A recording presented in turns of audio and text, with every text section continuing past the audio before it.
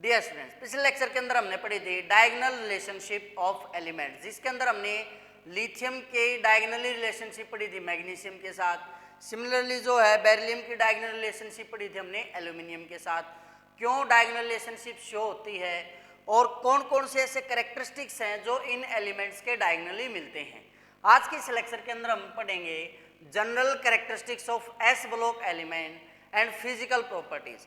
Basically S block के अंदर हमारी 11 से 12 फिजिकल प्रॉपर्टीज हैं, जिनके अंदर से हम 6 या 7 फिजिकल प्रॉपर्टीज लेक्चर के अंदर पढ़ेंगे और जो बाकी की हमारी 4 फिजिकल प्रॉपर्टी बचेंगी वो हम नेक्स्ट लेक्चर में पढ़ेंगे, क्योंकि वो जो 4 फिजिकल प्रॉपर्टीज हैं मोस्टली उनसे क्वेश्चन पूछा जाता है और वो इम्पोर्टेंट भी है। आज जो बातें हम पढ़ेंगे वो हमारे general characteristics of S block और कुछ फिजिकल प्रॉपर्टीज के कैरेक्टरिस्टिक्स। जैसे सबसे पहला भाई जनरल कैरेक्टरिस्टिक्स में जितनी भी एस ब्लॉक एलिमेंट्स होते हैं मोस्टली क्या है भाई, इस ग्रुप के अंदर सभी क्या है, मेटल्स हैं। ऑल, ऐसे भी लिख सकता हूँ, all s block elements are metals. Second character क्या है भाई हमारा, these are good conductor of electricity, मतलब इनके अंदर से आसानी से क्या प्रवाहित हो जाती है भाई, विद्युत धारा। ठीक है। उसके बाद third, these are typically soft, कि जो एस ब्लॉक एलिमेंट होते हैं मोस्टली कैसे होते हैं भाई, बहुत ज़्यादा सॉफ्ट होते हैं। फोर्थ, ये इंपॉर्टेंट कैरेक्टरिस्टिक्स है भाई, दीज आर हाईली रिएक्टिव, कि जो एस ब्लॉक एलिमेंट्स होते हैं वो क्या होते हैं भी, बहुत ज़्यादा रिएक्टिव होते हैं। क्लियर है।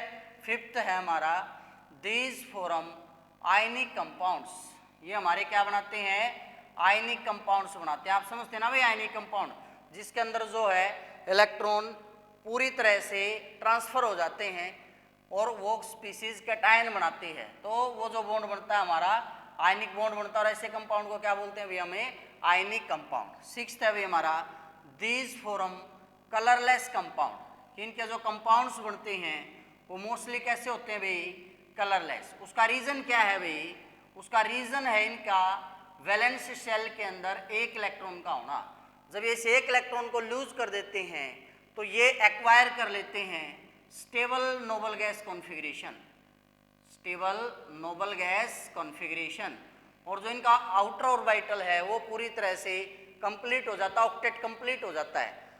और हमने पढ़ा हुआ है जो कंप्लीटली फिल्ड हो वो कैसे होते हैं, कंपाउंड हमारे कलरलेस होते हैं। क्लियर है। उसके बाद सेवंथ कैरेक्टर भी हमारा इंपॉर्टेंट है भाई, hydroxides and oxides, hydroxides and oxides of these elements are basic in nature, किनके जो एलिमेंट्स के कंपाउंड बनते हैं भाई, चाहे वो हाइड्रोक्साइड बनाते हो चाहे वो ऑक्साइड्स बनाते हैं, वो कैसे होते हैं भाई, बेसिक इन ए नेचर, या फिर मैं क्या बोल सकता हूँ, स्ट्रॉन्ग बेसिस। वो क्या होते हैं, बिल्कुल स्ट्रॉन्ग बेस होते हैं। क्लियर है।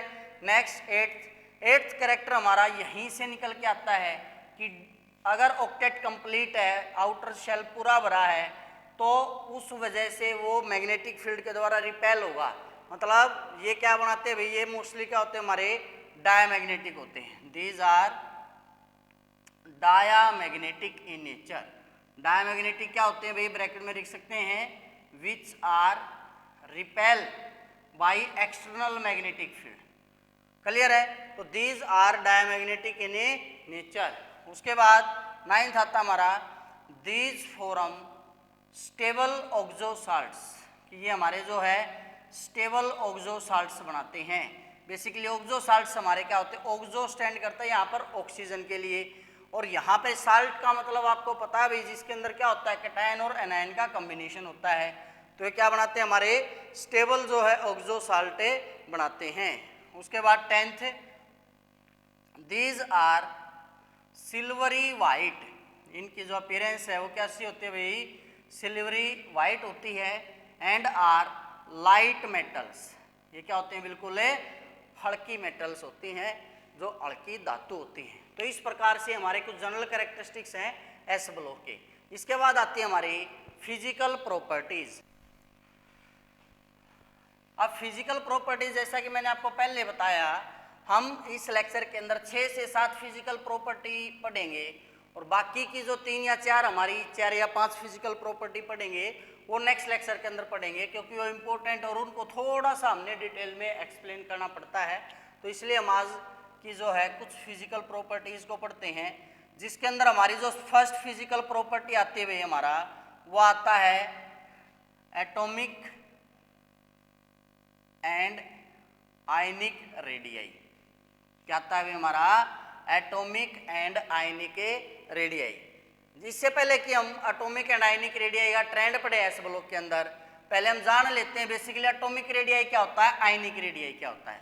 एटॉमिक रेडियाई क्या होता है, जैसे कि आपको पता है किसी भी एटम को हम कैसे दिखाते हैं भाई, ये हमारा एटम हो गया और ये हमारे जो है ऑर्बिट हो गए। हालांकि मैंने पहले भी बताया हुआ है एक्चुअल में ऑर्बिट हमारा ऐसे नहीं होता है, एटम जो होता है ऐसे नहीं होता है, इलेक्ट्रॉन की पोजीशन फिक्स नहीं होती, फिर भी सिंपलिसिटी के लिए हम उसको ऐसे लिख रहे हैं।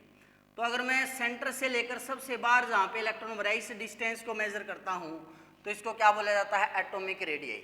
अब आप बोलोगे सर रेडियस क्यों नहीं यूज किया? क्योंकि रेडियाई जो वर्ड है भाई बेसिकली वो प्लूरल वर्ड है। प्लूरल क्यों भाई? क्योंकि एक से ज्यादा सर्कल के लिए हमारा एक सेंटर है, एक से ज्यादा ऑर्बिट के अंदर इलेक्ट्रॉन भरे गए उनसे ज्यादा के लिए हमारा एक ही सेंटर है, इसलिए इसको एटॉमिक रेडियाई बोला जाता है, ना कि एटॉमिक रेडियस। आयनिक रेडियाई क्या होता है? जब कोई एलिमेंट इलेक्ट्रॉन लूज कर देता है उसके बाद जो बनता है वो आयन बनता है और उस रेडियाई को क्या बोलते हैं? Basically ionic radii. अब हम ट्रेंड की बात करेंगे अलोंग ए ग्रुप और अलोंग ए पीरियड। जैसा कि फर्स्ट लेक्चर के अंदर मैंने आपको इनकी इलेक्ट्रॉनिक कॉन्फ़िगरेशन बताई थी, NS1 होती है, जैसे लिथियम में होता है 1s2 2s1, सोडियम के अंदर होता है 1s2 2s2 2p6 3s1। तो कैसे भरते हैं भाई हम? 2s2 2s1। सोडियम में क्या हो गया? 1 2 3, तो 2 इसके अंदर, 8 इसके अंदर और 1 इसके अंदर। अब आप देखिए आपको स्पष्ट दिखाई देगा यहाँ पर जो था, जैसे ही हम लिथियम से सोडियम की तरफ आए, डाउन द ग्रुप आए, एक शेल बढ़ गया, यहाँ पे 2 शेल थे, यहाँ पे 3 शेल हो गए, नेक्स्ट वाले में 4 शेल हो जाएंगे, उससे नेक्स्ट वाले में 5 शेल हो जाएंगे। तो क्या ट्रेंड आएगा भाई? अलोंग ए ग्रुप जब भी हम चलेंगे तो जो हमारा एटॉमिक रेडियाई है चाहे आयनिक रेडियाई है वो हमारा क्या होगा? इंक्रीज होगा। उसका रीजन क्या होगा? Due to addition of extra shell, कि जैसे जैसे हम हर बार नीचे जाएंगे एक एक्स्ट्रा शेल ऐड होता है जिस वजह से उसका रेडियाई बढ़ता है। अब बात आती है अलोंग ए पीरियड की। जब हम अलोंग ए पीरियड की बात करते हैं तो इनका जो रेडियाई होता है वो अपने रिस्पेक्टिव ग्रुप के अंदर, अपने रिस्पेक्टिव पीरियड के अंदर लार्जेस्ट होता है। कैसे भाई? अब देखिए लिथियम के बाद मान लिया बेरिलियम आया, बेरिलियम के अंदर 2 इलेक्ट्रॉन, तो दूसरा इलेक्ट्रॉन इसी शेल के अंदर आएगा, इसी ऑर्बिट के अंदर आएगा। सोडियम के बाद मैग्नीशियम आएगा, एल्यूमिनियम आएगा, सिलिकॉन आएगा, फास्फोरस आएगा, सल्फर आएगा, क्लोरीन आएगा, आर्गोन आएगा। तो जो इलेक्ट्रॉन ऐड हो रहे बार बार सेम शेल के अंदर ऐड हो रहे हैं। अब न्यूक्लियस के ऊपर न्यूक्लियर चार्ज बढ़ रहा है, पॉजिटिव चार्ज बढ़ रहा है, इलेक्ट्रॉन बार बार सेम शेल के अंदर आ रहे हैं, पॉजिटिव नेगेटिव को अपनी तरफ अट्रैक्ट करेगा, तो साइज पहले वाले के कंपैरिजन में थोड़ा सा डिक्रीज हो जाएगा। मतलब जब भी हम अलोंग ए पीरियड जाएंगे तो जो इनका साइज होगा अलोंग ए पीरियड वो हमेशा क्या होगा? लार्जेस्ट होगा। बिकॉज जब भी हम अलोंग ए पीरियड जाते हैं तो जो नए इलेक्ट्रॉन ऐड होते हैं वो एक शेल के अंदर ऐड होते हैं, जिस कारण से अट्रैक्शन बढ़ती है और उसका साइज क्या हो जाता है? डिक्रीज हो जाता है। उसके बाद क्या आता है हमारा? डेंसिटी। सबसे पहली तो बात आ जाती है कि इनकी जो डेंसिटी होती है वो लो होती है। चाहे कोई भी मेटल है, जैसा कि पहले भी बताया था, अभी लाइट मेटल हैं तो इनकी जो डेंसिटी है वो क्या होती है? लो। लेकिन अगर ट्रेंड की बात की जाए जो डेंसिटी है वो इंक्रीज होती है डाउन द ग्रुप। जैसे जैसे हम नीचे की तरफ जाते हैं जो डेंसिटी है वो क्या होती है भाई? इंक्रीज होती है। ठीक है, लेकिन इसका भी एक एक्सेप्शन है कि जो पोटासियम है उसकी डेंसिटी कम होती है, किससे? सोडियम से।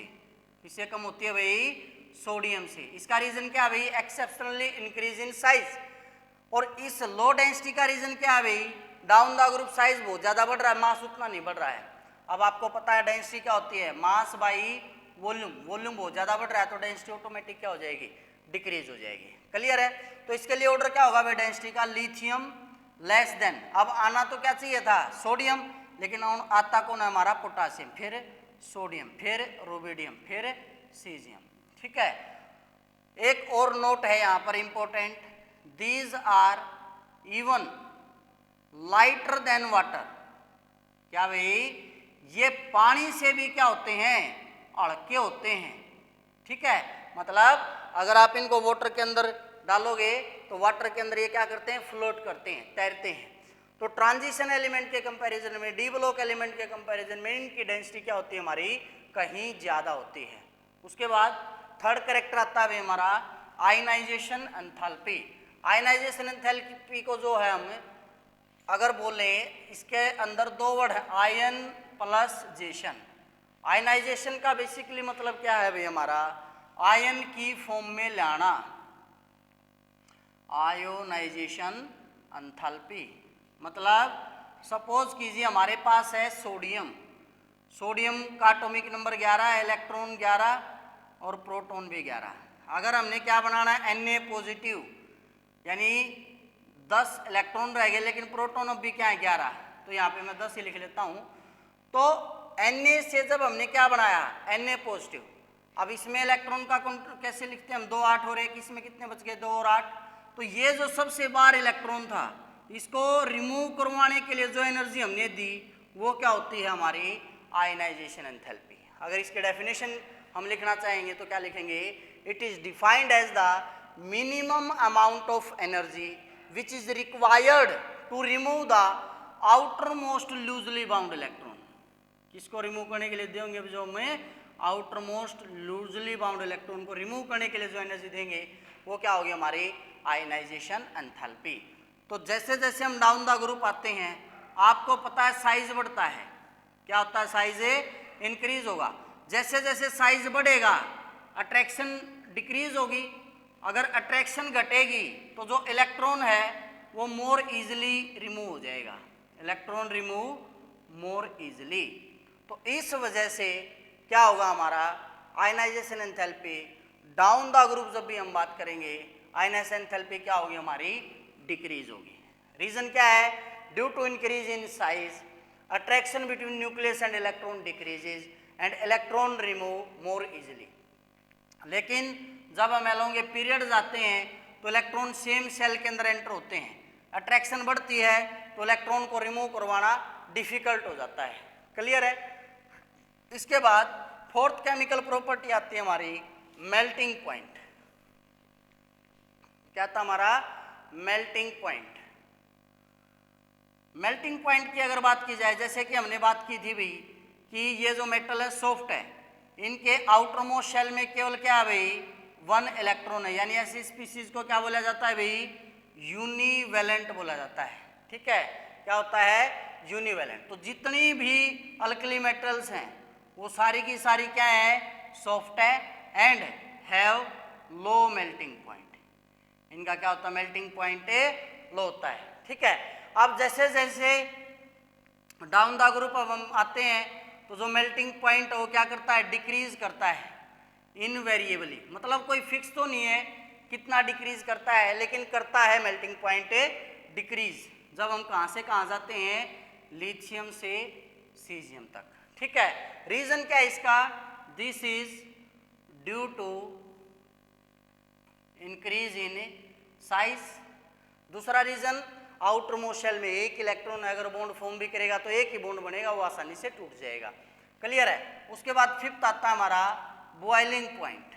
क्या आता है अभी हमारा बॉइलिंग पॉइंट। बॉइलिंग पॉइंट की अगर बात की जाए तो ये सेम ऑर्डर होता है एज मेल्टिंग पॉइंट, मतलब जो ऑर्डर मेल्टिंग पॉइंट का है वही ऑर्डर जो हमारा इसका होता है। 6 प्रॉपर्टी आती है हमारी ऑक्सीडेशन स्टेट। आपको पता है भाई इनके आउटर मोस्ट शेल के अंदर क्या है एक इलेक्ट्रॉन है, तो एक इलेक्ट्रॉन लूज करके क्या ऑक्सीडेशन स्टेट शो करते हैं भाई +1। 7th आता है भाई हमारा इलेक्ट्रोनेगेटिविटी एंड बॉन्ड टाइप।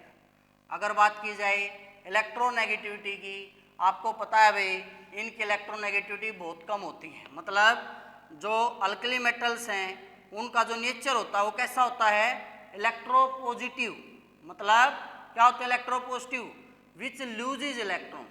और बॉन्ड टाइप हम पहले ही पढ़ चुके हैं, ये कैसे बॉन्ड की फॉर्मेशन करते हैं भाई, आयनिक बॉन्ड की फॉर्मेशन करते हैं। तो इस प्रकार से जो है हम देख सकते हैं, ये हमने एस ब्लॉक के कुछ फिजिकल प्रॉपर्टीज पढ़ी। नेक्स्ट लेक्चर के अंदर जो 4 बच गई हमारी, वो बहुत इंपॉर्टेंट प्रॉपर्टी, एग्जाम में उनसे रिलेटेड क्वेश्चन मोस्टली पूछा जाता है, तो बने रहिए नेक्स्ट लेक्चर तक।